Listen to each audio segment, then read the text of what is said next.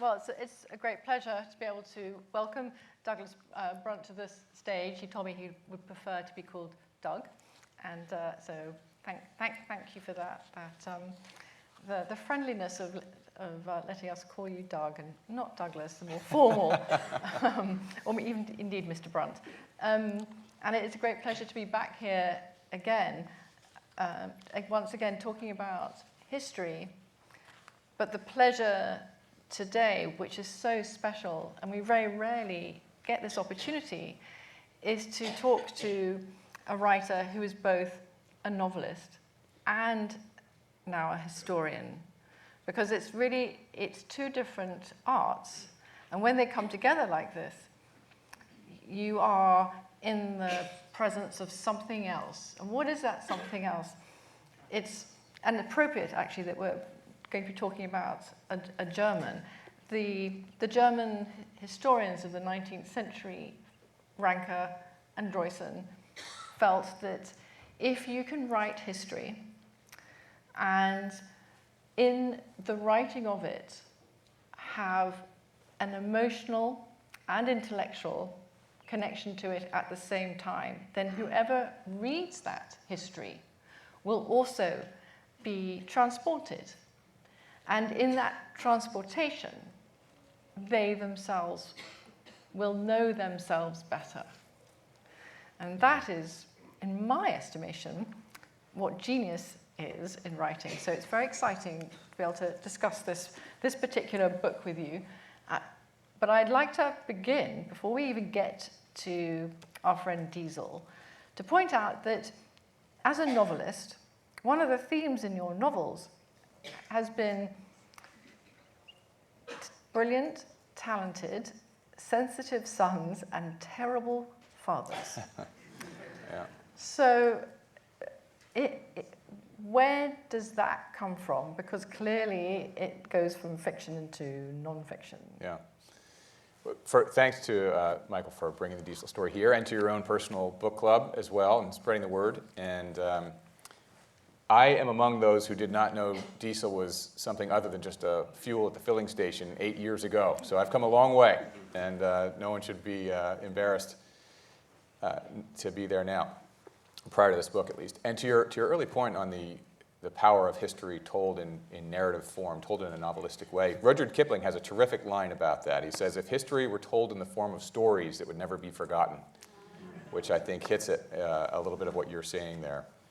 And you're right, so I had this one novel called Trophy Son, and it's about one of the early titles, the working titles for that book was Specialized, and it's about our culture's obsession with early youth single sport specialization. And I chose the subject of tennis because that's one of the most extreme. If you're good at lacrosse or soccer, you still go to college and play those sports. If you're really good at tennis, you don't even finish high school. You go off somewhere else and spend 8 hours a day on the tennis courts and things like that. And so it was about that, and the father was very tough on the kid and driven. So he was his trophy son. And it also is in the Diesel story here too, where Rudolf Diesel, he was born in Paris in 1858. His parents had both emigrated from Germany earlier, and his father had this sort of old world German style of parenting. And it was very, there's a scene early in the book where he shoves him down a hill, and he sort of stands up in this muddy pond. Why did you do that? And he said it was a lesson in the hard knocks life has in store for you. So that was just a bit of how he approached, getting his son ready for. I'm sorry, he sounds grim. I mean, he's like a grim father. You write in the book that he would give his son impossible tasks. He would set him up to fail. Mm-hmm. I mean, this is parenting on a scale that you don't normally see. And it was back when the economy was different. And worked differently. The Industrial Revolution was getting going. It hadn't really spread everywhere in a big way, and so the Diesels grew up in a household still under the apprentice style of work. So the idea that Rudolf's father had, who worked with leather goods and was a bookbinder and toy maker and things like that, is he would get sort of a minimum level of education, but then he'd come work in the shop as an apprentice and learn the trade. And of course, Rudolf ultimately had other ideas. When the Franco-Prussian War came along, in 1870, anyone of Germanic heritage was evicted. I don't know if I'm jumping ahead here on things. No, it's fine. So yeah, so just to put it into perspective, our dear Rudolf he's brought up in Paris early on. So he's really Franco-German, and I suspect as a boy, although they spoke French and German at home and English, he probably felt quite French in those days, and it must have been a terrible shock when the Germans were kicked out of Paris. He had much more French sensibilities. Ultimately, he considered himself a citizen of the world because he was born in Paris. He then went to London, then back to Germany for his education. But he was not such a, this was at a time of peak nationalism and militarism in the years leading up to World War I. And as someone who had been more of a, sort of roaming around all of Europe, he never felt such a strong strain of nationalism himself. If anything, he did have much more French sensibilities even than German. Do you think that he also had a sense of alienation? There's this fantastic line in Doug's book, which I have to read to you because this is when you know you're reading somebody who holds that pen and the pen sings.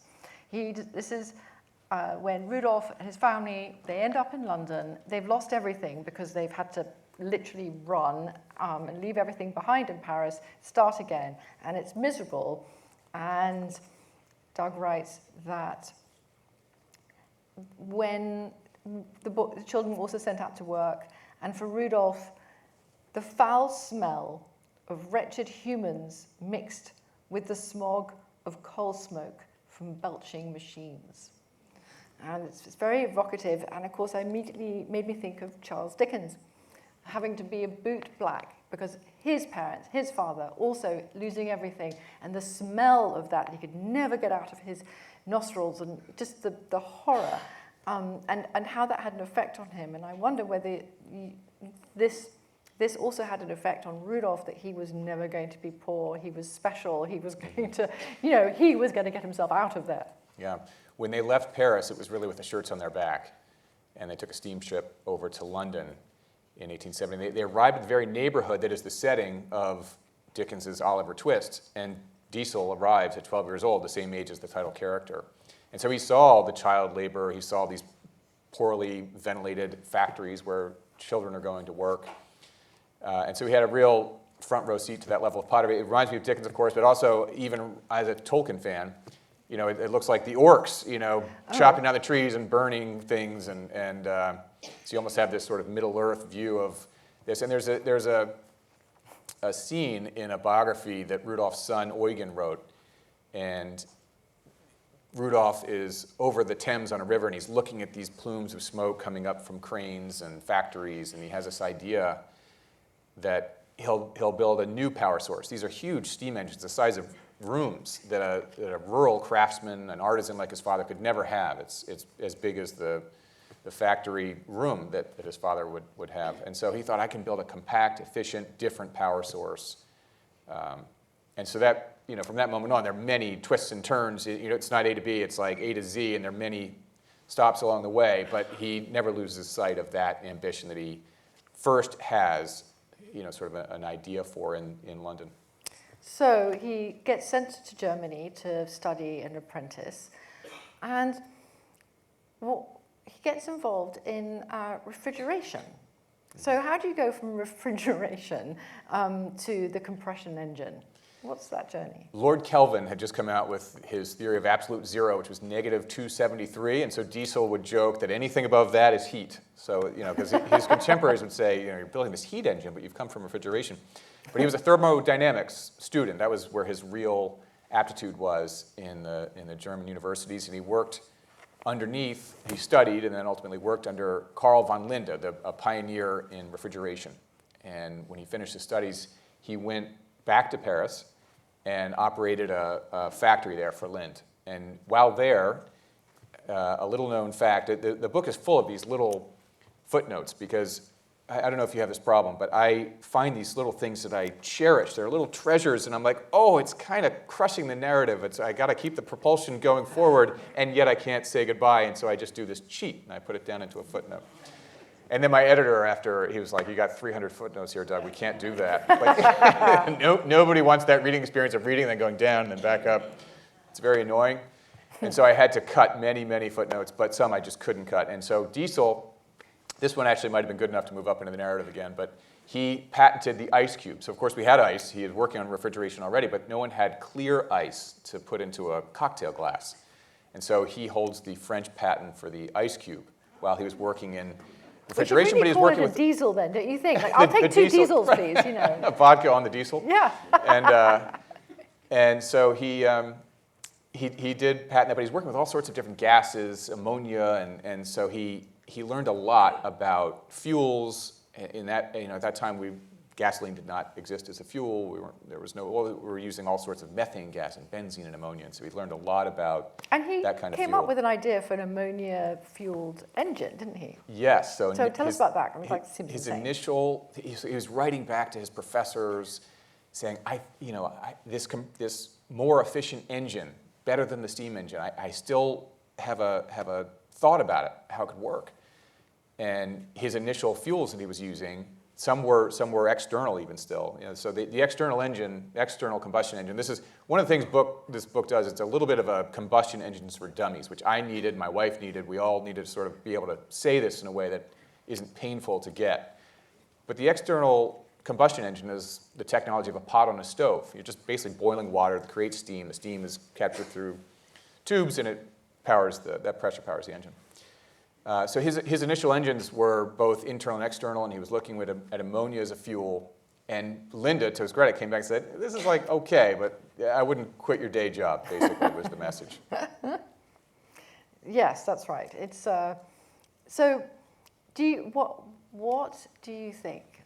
What was it? What was the moment where he went from ammonia to the thing that powers the engine to the thing that is the engine itself? Because that's the key thing here, isn't it? We have it. So this is a great slide. This is in the book. This is a picture of the actual tinder lighter that was demonstrated to Rudolf Diesel during his university days. So the professor got up there. The little thing that you screw on there at the end, it's basically like a bicycle tire pump. So you've got the plunger, you jam it down, but instead of it filling a bicycle tire, and if you've ever filled a bicycle tire or two, it starts to get pretty warm after you pump for a while. In this case, you enclose the cylinder with that piece of tinder at the bottom, and when you jam down the plunger very hard and fast, that compressed air creates heat, enough to make that tinder glow, and so you could light a cigar or something like that. And that's the whole concept of the diesel engine. It's a compression engine. So it's an enclosed cylinder. The piston compresses the air to 900 pounds per square inch, at which point they then introduce the fuel. And the fuel explodes and dries back out the cylinder, and then you have your reciprocating engine that way.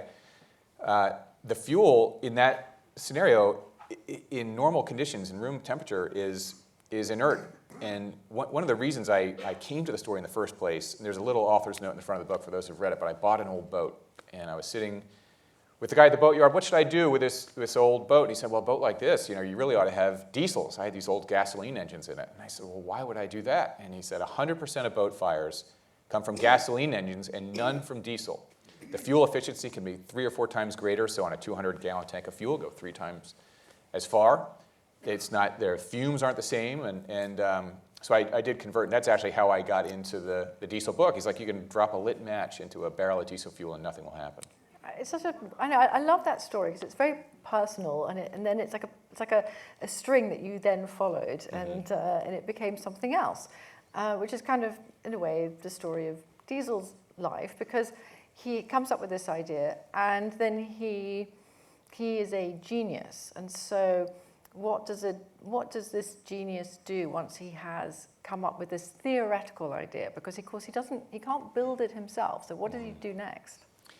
He continued to work for Linda in sort of moonlighting as, he's in Paris as the Eiffel Tower is going up for the earlier World's Fair. He actually ended up presenting at the 1900, but this was, I think, the 1889 World's Fair. He's in Paris still. Then he moves to Berlin, and finally his boss says, I think you are at a fork in the road here. You need to either stay with me and run these factories, or you can pursue these dreams that you have. And I actually am now at the point where I think you might do that. So he goes to Berlin and he continues to pursue it. He's writing letters to the big German industrialists at the time. Karl von Buzz, who had sponsored Linde and developed the first refrigeration machines, he goes to that guy with Linde's support.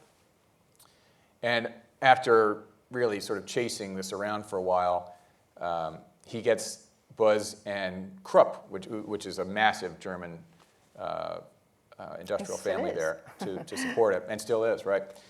And so they sponsor him and pay him some money and sponsor his whole development effort, which goes from 1893 to 1897. It's about a 4-year period. He builds 3 major prototypes of the diesel engine. Just to give you a sense of what it looked, that's about 10 feet high. So that's what the first diesel looked like, and that's of the vertical orientation. So that piston that I described is going vertically up and down, and that's for inland use, for power generation, things like that. When it very soon afterward was adapted for marine use, which really became, in these early days, very significant for military and as well as commercial purposes, but military. They went to a horizontal orientation, so it wasn't pounding up and down on the hull of the ship. So there's both a vertical and a horizontal, but that's the vertical. I mean, it's so fascinating because also it's very beautiful. I mean, it has that kind of German design, Vorsprung Technik, whatever. It's like really totally fantastic. And it shows something about his mind, which is a curious mind. This is a man who, some say, suffered manic depression, maybe even had a nervous breakdown a year after this was in physical form, and certainly didn't look after his business interests, which became immensely problematic. And it almost feels like it's a cautionary tale that as he becomes incredibly famous for this engine, he loses control, and he's both rich but isn't rich. Isn't that the case? Yeah, this came out in 1897. And in those first few years, it was a little bit rushed out of the lab. I think as with all of this stuff, whether it's Bezos or Elon trying to send rockets up, it's like, God, I'd really love to have another 6 to 12 months in the lab before we should go out to prime time. Krupp and Buzz wanted a return on their investment, so that's like the constant, investor-entrepreneur tension. So it does come out, but maybe a little early. They signed a bunch of licenses around the world, and it followed the licensing model of the time, which was to license the exclusive rights to manufacture and market by national territory. And this is where some of the caste just goes sprawling into this wonderful who's who of the time. In North America, it was Adolphus Busch who founded Anheuser-Busch. I was going to say, is it Anheuser? It is that, yeah. Yeah. So Adolphus Busch founded Anheuser-Busch with his stepdad, who was Mr. Eberhard Anheuser, I guess, something like that. And he married the daughter, and he used it to power his breweries and pump water in the breweries, but he also had a side business building diesel engines for the U.S. Navy submarine program. The Nobel family of Alfred Nobel, his nephew, took it for Russia.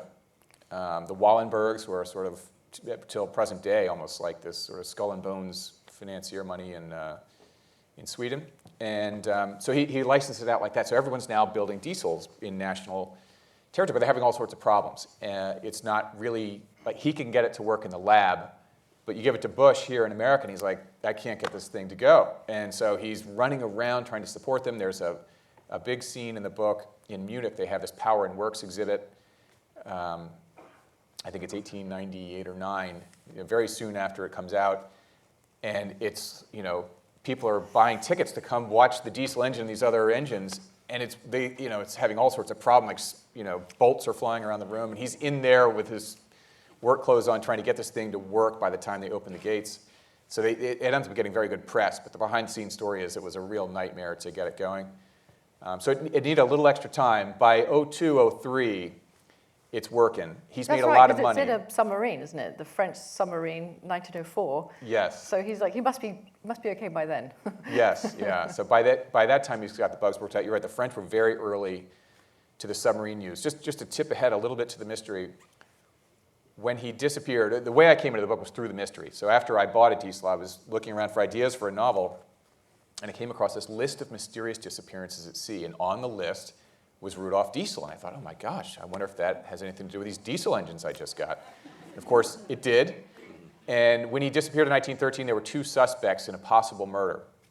It was either Kaiser Wilhelm II, the Emperor of Germany, or John Rockefeller, the founder of Standard Oil.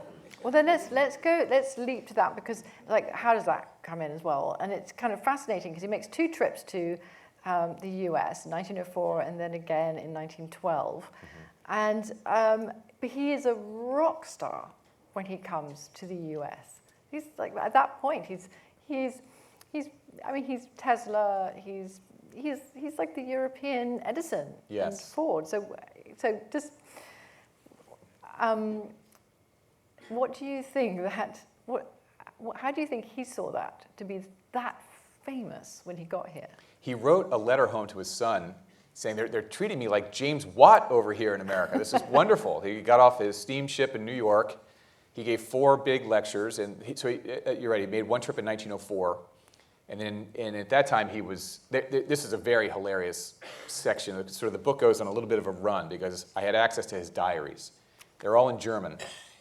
And I called up a buddy of mine who's at my high school, who's the head of the English department. I said, Tom, who's teaching German over there? He's like, oh, it's Gerhard Reich.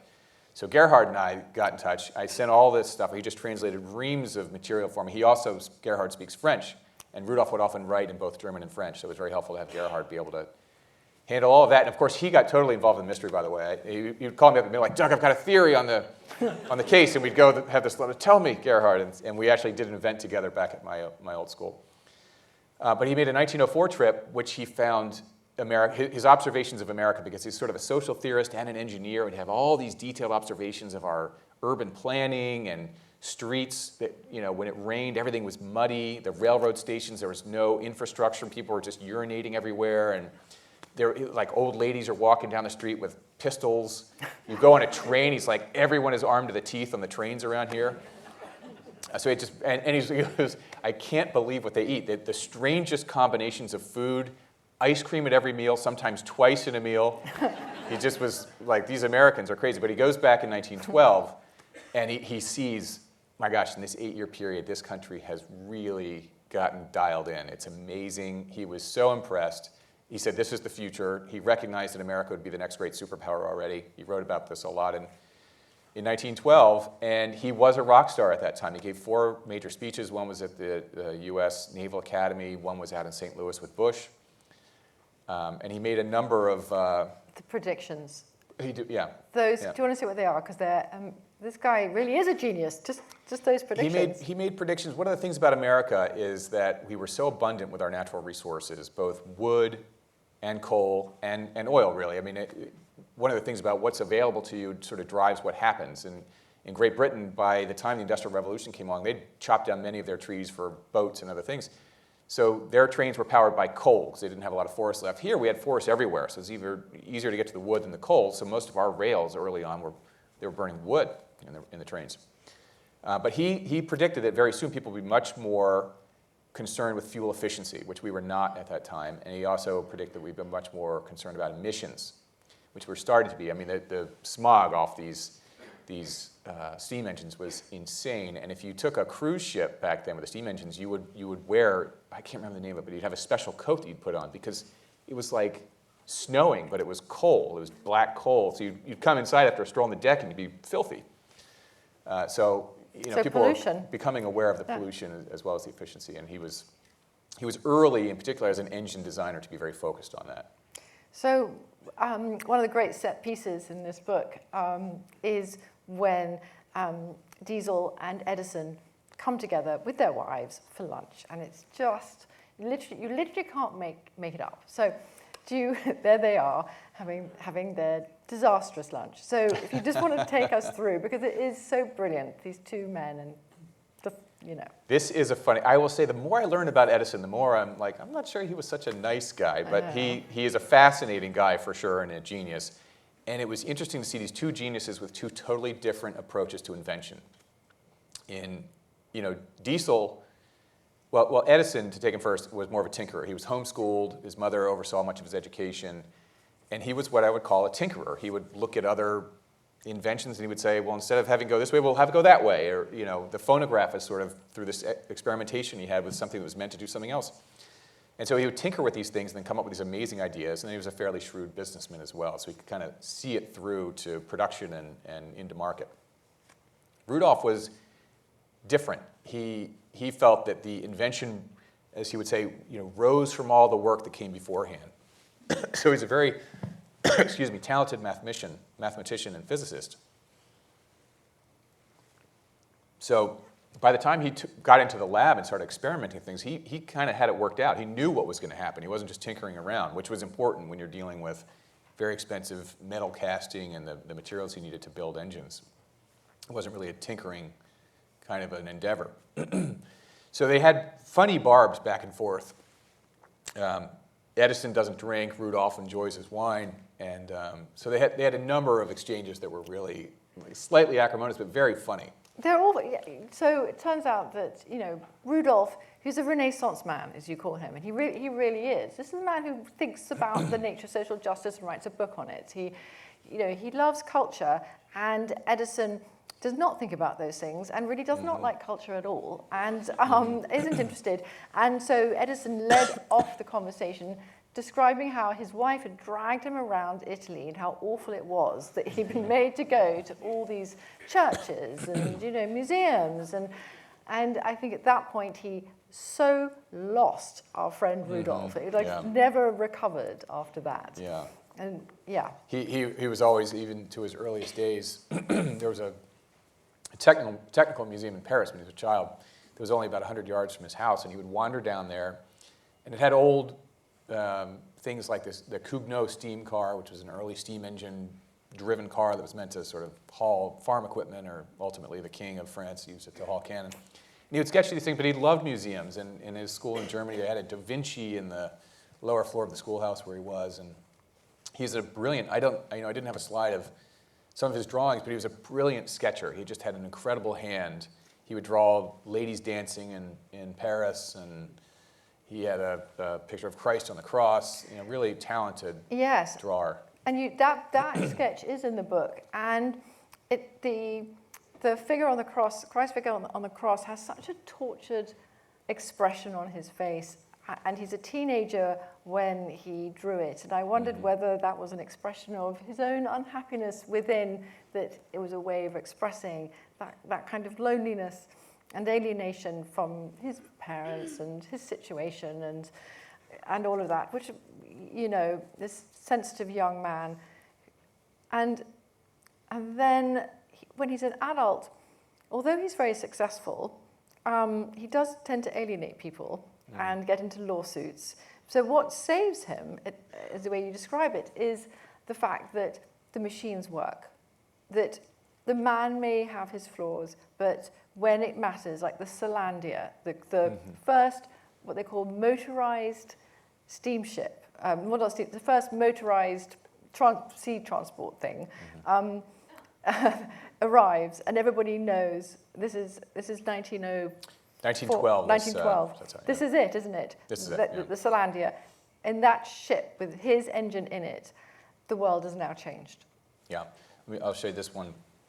So this is a passenger ferry steamship. So you see the funnels there with the smoke coming up. That's just an artist, painting. But this is a photograph of the Selandia, and you see there are no funnels there. So the exhaust is just venting out the sides of the ship. This is the first ocean-going, diesel-powered cargo ship. This is not a military ship. It was built by Burmeister and Wain in Denmark. It's deliberately painted white to sort of show off how clean and nice it is. And when these came out, there were two of these. There were sister ships, the Selandia and the Fionia. They were referred to as phantom ships or ghost ships because they would just be moving along, and typically you'd see a steamship coming from 100 miles. There'd be plume of smoke up in the sky. These would just sort of arrive. In the maiden voyage, they took from Denmark up the Thames to the West India docks, where Churchill met the ship. And he toured it because he wanted to see the engine rooms. But when this was coming up the Thames, all these tenders and boats would come from the banks of the river to come help them because they thought this ship must be in distress. The engines had conked out, just listlessly going up. And this guy, Ivar Knudsen, who was the technical director at Burmeister Wain, who built the ship, writes this in his journal, how funny it was. They come there like, no, we're fine. We could turn around and go to Bangkok right now, which is ultimately what they did on their first run. Amazing. And when you think about the changes this made, so when Churchill got on there, he toured it and he got off and he said, this is the greatest maritime masterpiece of the century. It's going to change everything. And one of the things I try to evoke, getting back to sort of, engines for dummies, which is how I and my wife needed to understand it. If you remember the scene from the movie Titanic, they're shoveling, they go down into the belly of the ship, and all these big guys are shoveling coal into the fiery furnace, and that fire is, heating a vat, again, the pot on the stove, heating just a vat of water, the boiler, which sends the steam out. All that goes. And by the way, they need rooms of coal, they need places for all those people to sleep, they need food for those people to eat. On a ship like the Titanic, there'd be hundreds of people shoveling coal. That'd be their job. On this, the engine just automatically draws a liquid fuel down from a tank. There is no room full of coal. There are no people shoveling it around. There's no furnace. There's no chimney system. It's just way, way more efficient. All that space can be devoted to cargo, and it can circumnavigate the globe. With these old steamships, you'd have to island hop to get more coal, or what was called a coaler would come out of just another ship, another steamship full of coal that would just shovel a bunch of coal into your ship, and then you could keep going. So here we have the Selandia, and this is the jumping off point for the mystery because it brings in Churchill and Britain, who are very interested in this design. It's on the eve of the war. There's a military arms race going on. Kaiser Wilhelm is equally interested in holding on to this technology.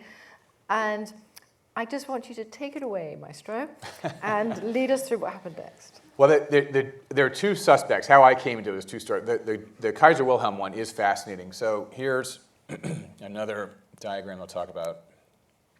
By 1912, this is a battleship, by the way, but first I'll talk about the submarine. By 1912, every navy of the major European powers recognized that the only way to power a submarine was with the diesel engine. Gasoline, kerosene engines would not work. And in 1907-08, Germany started getting in the game. They started ordering a bunch of diesels. So they're all scrambling for a powerful submarine fleet. It's the height of militarism and the Anglo-German naval arms race in particular. This is actually Diesel's idea for a diesel-powered battleship. It's kind of hard to see, but the one on the left, you can see the funnels of the chimney stacks and then the big guns of what would be a dreadnought. But because the chimney stacks are on the deck there, it inhibits the maneuverability of the guns. They can't, if the enemy is, to ceiling side, you can't point all the guns there. Over here on the right is a diesel-powered battleship with the guns. There's no chimney stack. The deck is completely unobstructed.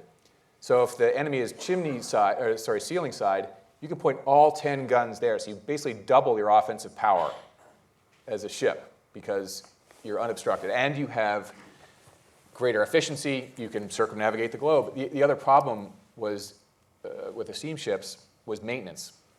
When Jellicoe and the other admirals of the British Navy in World War I era would put these ships out to sea, after 3 months or so, they'd have to come back in for retubing. The steamships, that steam is captured in a series of valves and tubes. And when they're out there doing maneuvers, they had to think about, well, how long can they do that before they have to come in and get refitted? Because you start seeing your maximum speed go from 26 to 24 to 22 to 18, and suddenly you're kind of dead in the water. And so, given that constant cycling of maintenance, when you have ships at sea doing maneuvers or at war... This is it, right? This is it. Yeah, this is huge. Like this is the answer. It reduces your power, your fleet size, really, but by their estimation, by 30%. 30% of the fleet is constantly under retubing and maintenance. So what's the issue if everybody has a diesel engine? Why is our friend Rudolf suddenly caught in the eye of the storm? Well, not everyone had it for this. They were building diesels. These are the Selandia engines. These were built leading up to that 1912 launch. So this is you can kind of see there's a person. That's a person there. So there's a 6 foot there. These are called Cathedral Diesels. This was enough to power the Selandia, but not a battleship. So they're still working up to this, and there are enormous technological hurdles to get it to the scale for a battleship, which they worked on throughout World War I. By the end of World War I, Germany had something that was pretty close, but the war was over.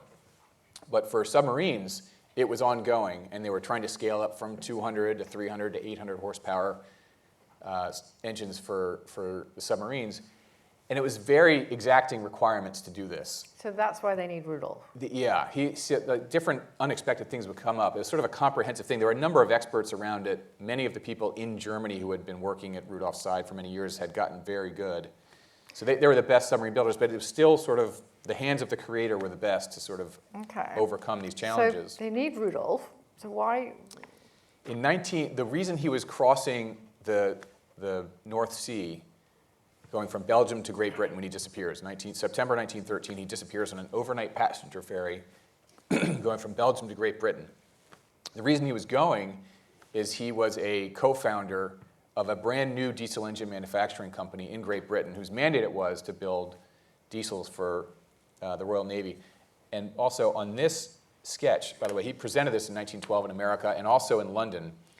And these design sketches were made by an engineer of the Royal Navy. So he was working very closely with people who would have been working for Churchill and Admiral Jackie Fisher at the time coming up with this. And they also did sketches of another surface warship as well. So he's on his way to build the British then Navy, basically. Yes, with a diesel-powered Navy. Both surface and underwater Navy. And so that's why everyone said, my gosh, of course, Kaiser Wilhelm would have offed this guy. So what happened? Like, offed him in what way? I know, but they probably don't know. Well, I mean, the idea was what hit the newspapers. So when he disappears, you get stuff like this around the world. This is from the New York Times. There were two suspects. The other one was Kaiser Wilhelm. The other was John Rockefeller. The reason the Rockefeller, and we haven't touched too much on this, but Diesel advocated flexibility with regard to fuels, getting back to his ammonia days and all that. The diesel engine, what he wanted was for it to run on vegetable oil or nut oil, and he won the 1900 Paris World's Fair with a diesel engine running peanut oil. And which, by the way, that can still be the case today. Willie Nelson was on tour about 15 years ago and driving around in his tour bus that had a diesel engine running recycled kitchen grease. So it is still the way the diesel engine I love that works. idea. I would do that. So so Rudolf, he's on the ship. He gets on. He seems normal, and then suddenly, the next day, there's nothing. Right? His bed hasn't been slept in.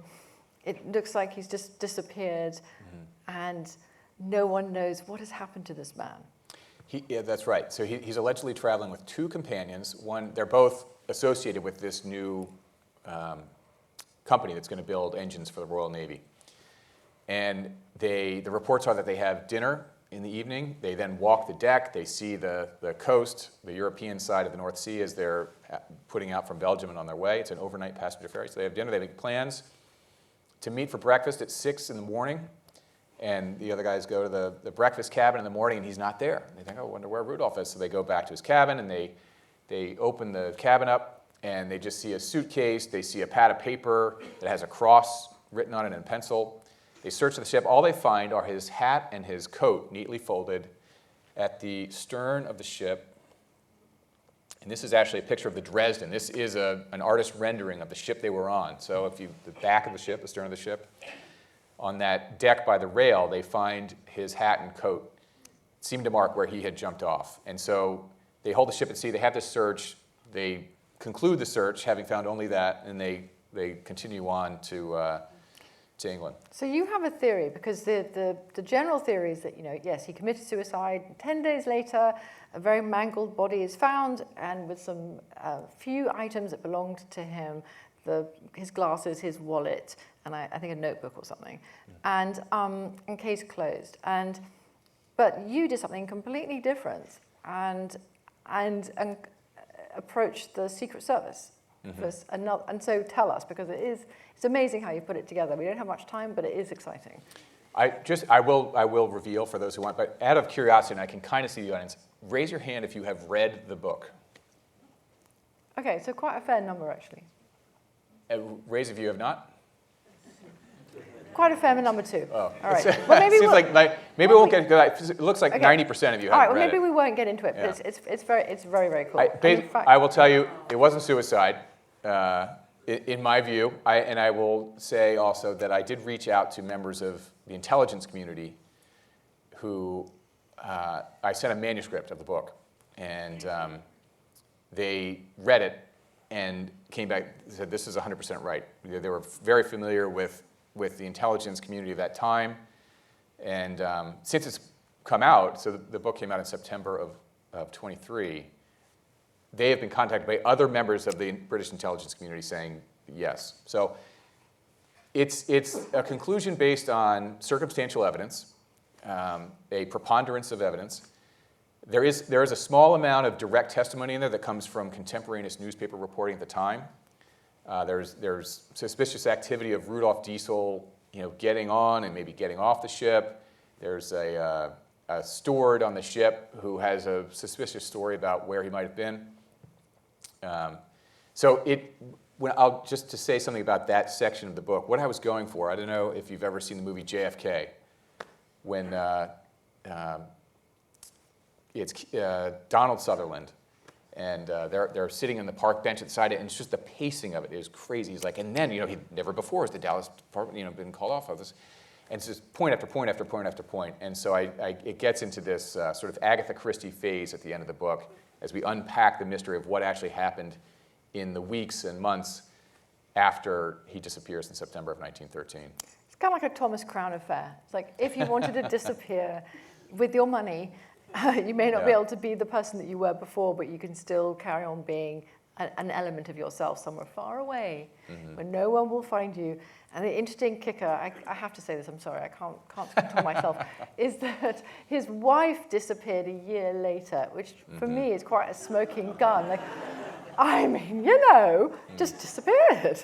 And it was a beautiful love story between the two of them. There's one line of a letter that's early in the prologue, but you'll get a sense of what a romantic he was. For this German engineer, you sort of have one idea of what that would be. But oh my God, that's such a stereotype. Sort of I can't believe you just said that.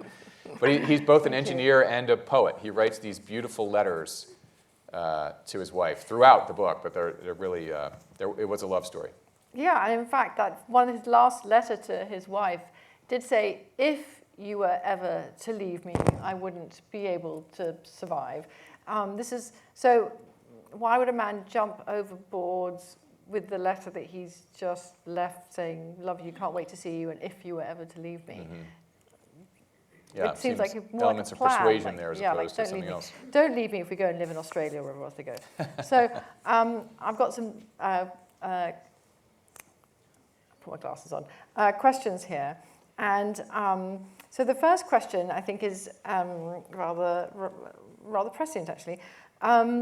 This questioner would like to know, if the British were complicit, does that mean that they were also snatching him away from, say, the Americans? And if so, how would they have, this is so much organizing, how would they have done it? Well, this is getting really to the heart of the 90% who haven't read it. Okay, well, we can just maybe speak to the idea that in your belief, I think you believe it is possible that back in those days, they don't have a lot of modern technology, but they could still be sneaky enough if they wanted to. Yeah, in that era, they had loads of off-book operations, and the British and German intelligence apparatus was very sophisticated even pre-World War I. The Germans, there's a number of books. Howard Bloom, I think it was, has an interesting book about all the German espionage happening here in America to sabotage our merchant fleets. We were sending about 1,000 horses a day over to the Allied war effort in World War I, so they were putting bombs in all of our ships and doing all sorts of espionage activity over here. That's actually so true.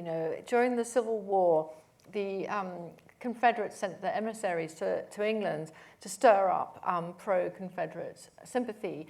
And their playbook is one of the most sophisticated things you've ever seen. How you make friends, how you influence people, how you pay journalists to write friendly reports on for your side. This is 1863. This questioner says, but what did Diesel's family believe? Did they ever press for an investigation? So we don't hear, Martha was his wife. We don't hear much from her. He had 3 children, 2 boys and a girl. The daughter was married to a German industrialist who had worked in companies that were in Rudolf's orbit, but he was both the daughter and the son-in-law were true German nationalists. They were very much, with the Kaiser's Germany. The youngest son, Eugen, he's the one who has sort of led the heritage. He has written a biography of the family. He became he was also somewhat following in his father's footsteps as an engineer, and then kind of pivoted to be more of a writer about German society and German industry. He lived on in Germany. He was in opposition to the Nazi regime. And then the other son died at a earlier age, Rudolf Jr. So they didn't then. So what's interesting is that there wasn't a huge stink by them, a big campaign like find Dad, find Rudolf, which is the other interesting question here, which is that, well, so when did the public start to speculate and the press start to speculate that maybe it wasn't suicide, maybe it was foul play, or did they not? Was it just always it's Well, the suicide? interesting thing, it was sort of flipped. The wild speculation was in the very first days, and then they find the body 11 days after he disappears. They find a very badly decomposed body floating in the waters. It's a finely dressed person, and a pilot steamer on the coast finds this corpse floating in the water. Nice clothes. They pull it all alongside the ship, and they find uniquely identifying items in there: a pill case, a glasses case, a penknife. All stuff that's sort of like strange to have on you, I guess, in a way. And then what's even stranger is they take these items and then they just let it float away, which is weird because the year before, when the Titanic went down, for example, they had ships out there for weeks, long after there was any hope of recovering more bodies. They still were searching, because the custom at the time, of course, was to recover the body, bring it back for proper burial. And so these guys on a big pilot steamer don't do that. They just take these items, and they come back in, they call Eugen down, and he says, yep, those are my dad's. And they say, oh, so he jumped over, and he's now dead.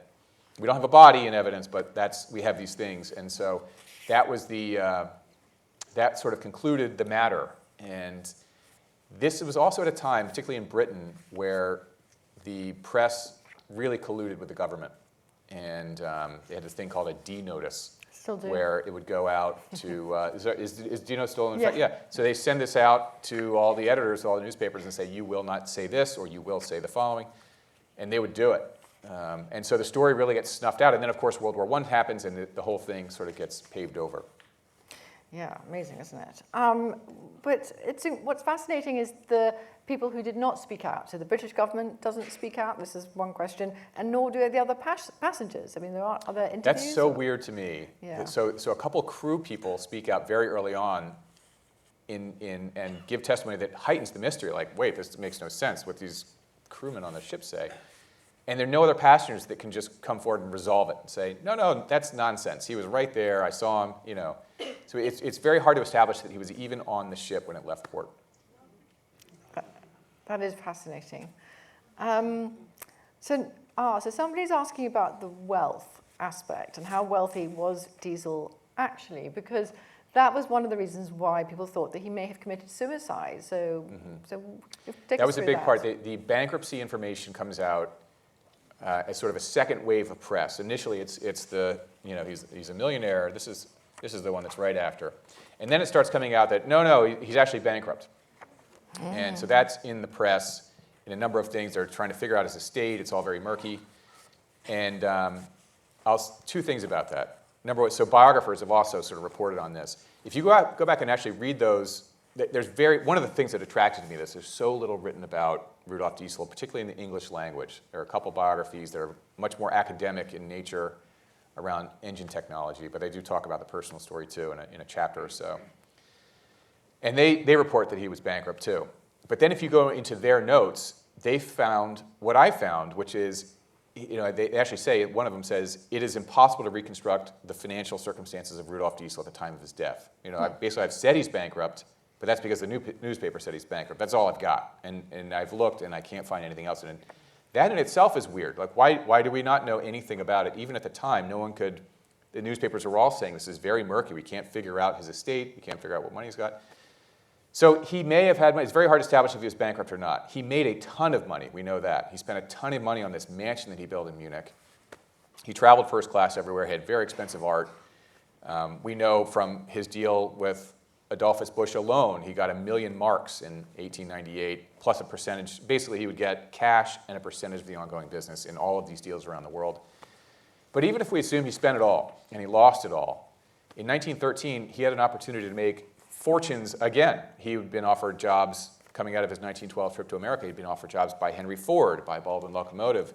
There were a number of companies throughout Europe looking to hire him to help with their railroad and their marine efforts. So he was very much in demand. He was active. He'd been climbing mountains. We know he was healthy and working hard. His second floor of his home in Munich was an office where he had engineering design sketches all over the place, where he was making contributions to these different companies still. So even if he had gone bankrupt, he was sought after with, people were handing him money to come work for him.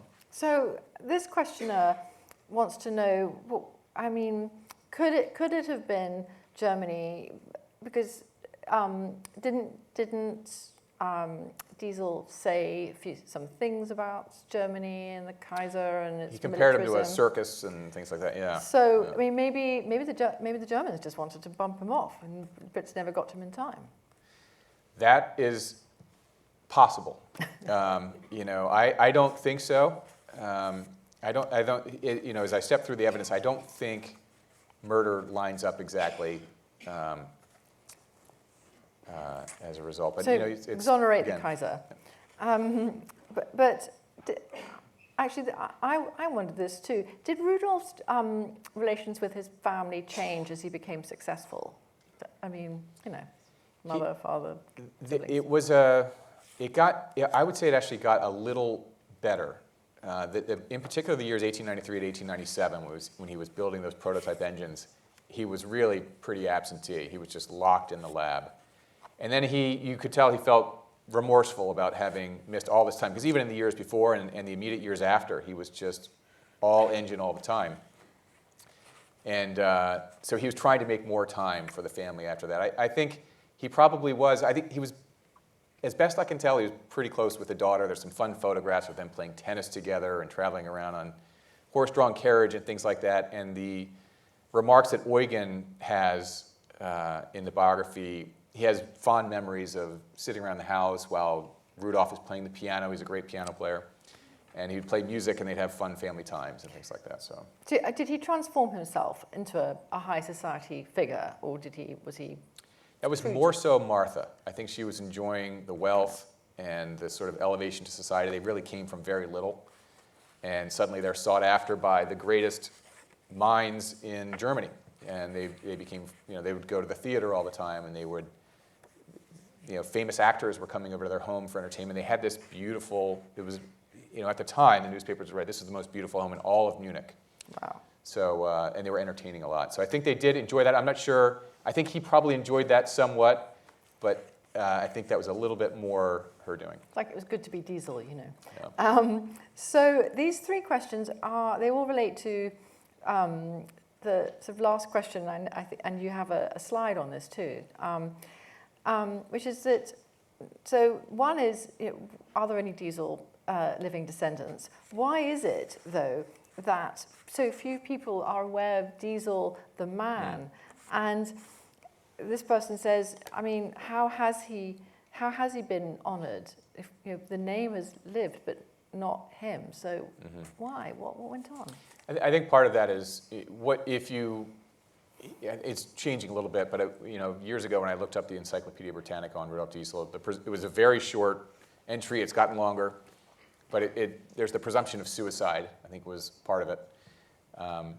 The history, if we talk about what may have happened here and why it would be buried, the Treaty of Versailles that ended World War I was very heavily negotiated. All those terms of how many submarines they would have, which was zero, what kind of aviation industry could they have. And they were very worried about, well, if they make a commercial plane, they can just drop bombs out of that, so they can't have planes. The army can only be 100,000 troops, but can they even keep domestic order, let alone keep the border safe with Poland? All of these things were deeply thought out. And then the Germans would have to go back and sort of try and sell us, like, well, we got to pay all this money and we can't do these other things. If the idea of some operation came up prior to the outbreak of war, that would have been a very damaging element of information to those negotiations, which, by the way, the reparation payment was extended on for decades. So this was another point that the British intel folks brought up to me, that the reparations coming out of World War I were so... He's not Germany's favored son. Not Germany's favorite son. That story would have been buried in part for that. The suicide, I think, sort of made it a very sad ending, to the point that we really don't know. He's kind of been scrubbed from history, and this is a plaque outside that childhood home in Paris that we talked about. So after a lot of the research I did was actually during COVID for this book, so I had a lot of sort of digital relationships with people in archives, but I did get over to Paris several years ago. And this is the home. So it's got stickers and graffiti on the walls and this plaque that basically just says Rudolf Diesel was born and lived here for a few years. So the deficit of appreciation, if I could just do one quick bit on this. When you've been on book tour for, as you know, for a while, you sort of develop these bits. So it's like pulling a string on your back and then you just say the things. And so one is, if you imagine a piece of fruit grown in a tropical region, every piece of heavy machinery and farm equipment used to grow that piece of fruit is powered by diesel. It then gets loaded onto a truck. Anything larger than a passenger car, diesel. Drives down to a port where a crane, diesel powered, lowers it onto a cargo ship. 100% of the cargo ships around the world to this day are diesel. They had one nuclear one that didn't work very well. It's all diesel. Any big ship you see out there right now is diesel. Goes across the oceans into another port, loaded onto another truck, to a train. Throughout the 20th century, diesel took over. It's all diesel electric on the train systems.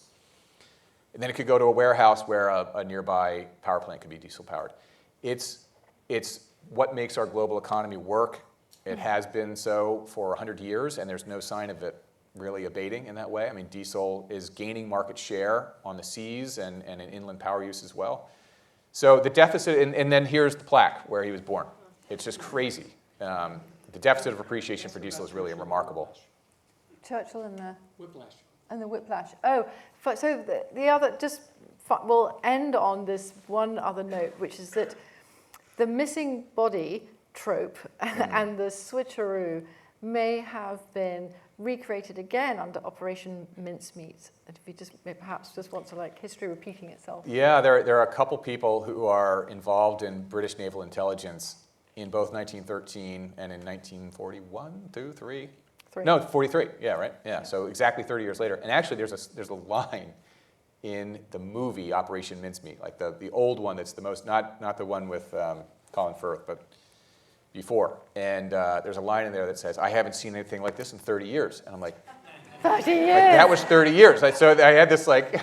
So Operation Mincemeat was when they decided they wanted to trick the Germans into thinking when they were going to do this operation. So they had this body, and then they just floated it out to sea, and it looked completely with battle believable. plans on it, like weird. Oh, he's just with the battle plans. That's amazing. Yeah, how fortunate for us. So lucky, yeah. And so this kind of switching a body and using a dead body. So it could have been.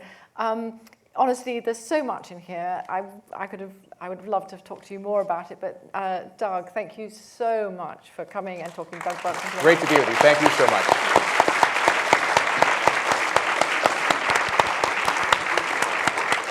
Good evening, everyone. My name is Kat Schwartz. I am Director of Public Programs here at the New York Historical, and we were thrilled to welcome you here this evening for a fascinating talk on a fascinating figure and mystery. And on that note, if you would like to hear more about this story, I do want to remind you that we have Doug Brunt's book for sale in our museum store on the 77th Street side of the building, and he will be signing in our Smith Gallery just outside the auditorium doors. We will hope to see you there. Now please join me in giving our speakers Amanda Foreman and Doug Brunt a final round of applause.